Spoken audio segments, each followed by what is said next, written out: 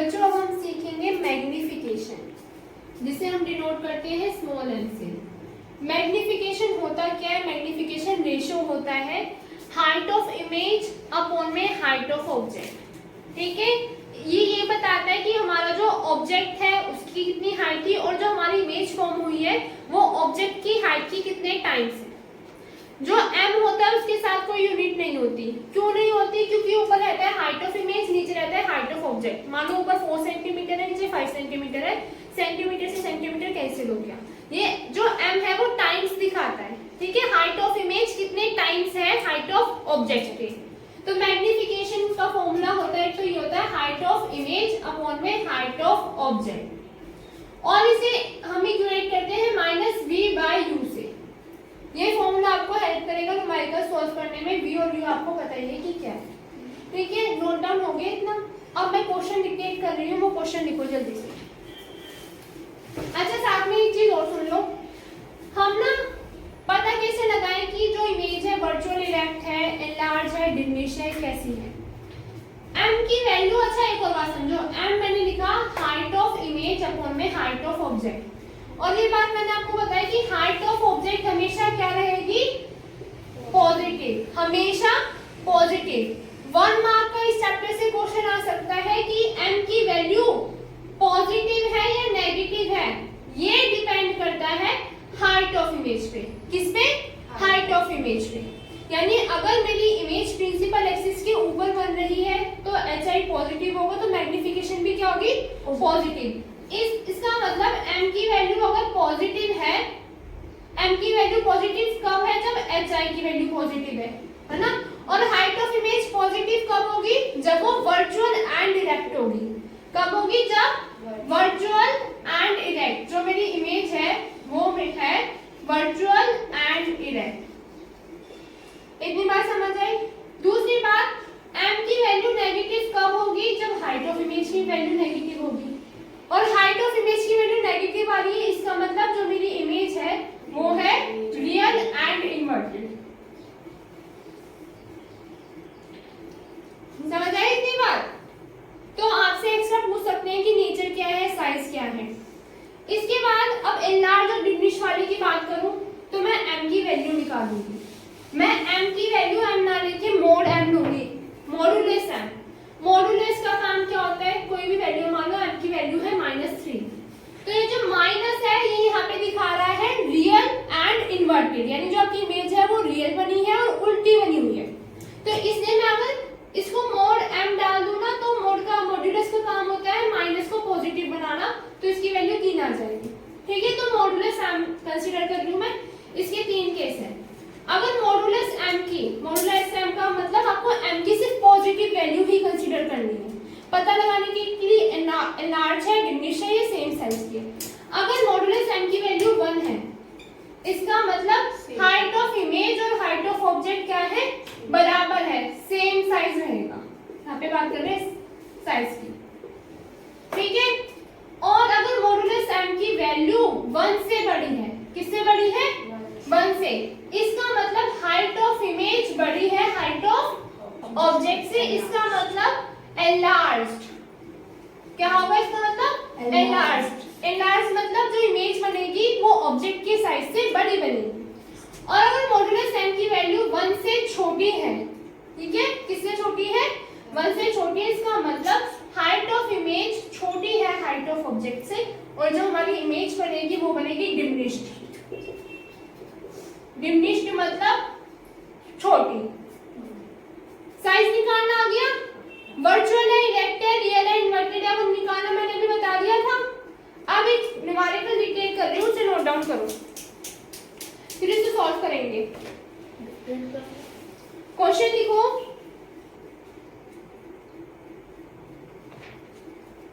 Question 1 है, an object 1 centimetre high, an object 1 centimetre high produces a real image,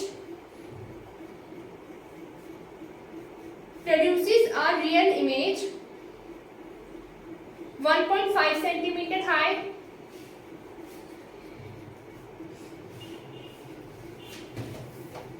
when placed at a distance of 15 centimeter from a concave mirror. Full stop. Calculate the position of the image and the magnification.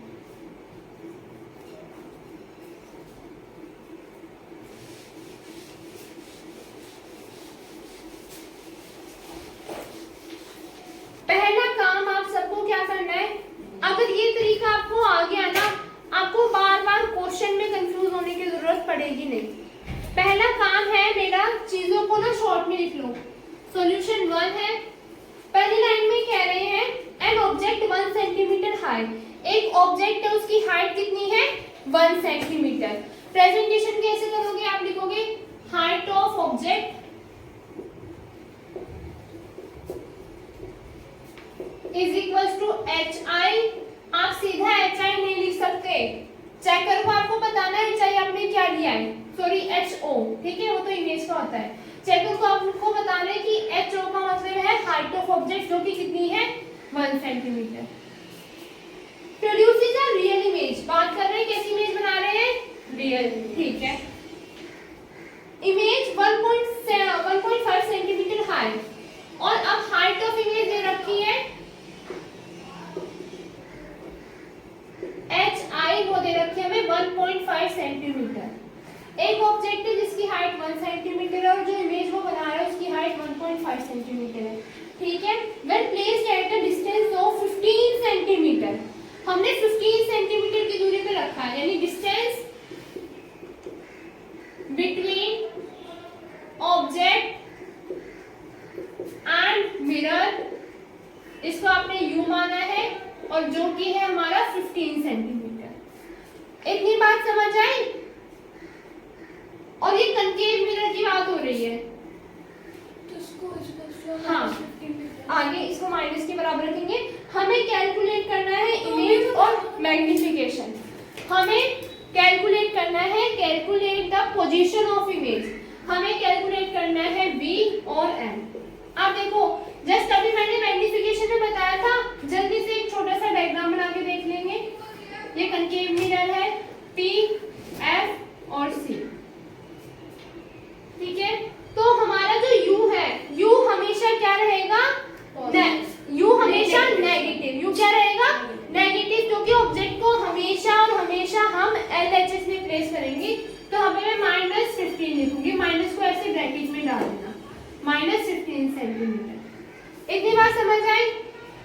आपको HO दे रखा है, HI दे रखा है, U दे रखा है। मैंने magnification के 2 फॉर्मूले बताए थे अभी, M is equals to HI upon HO is equals to -V/U।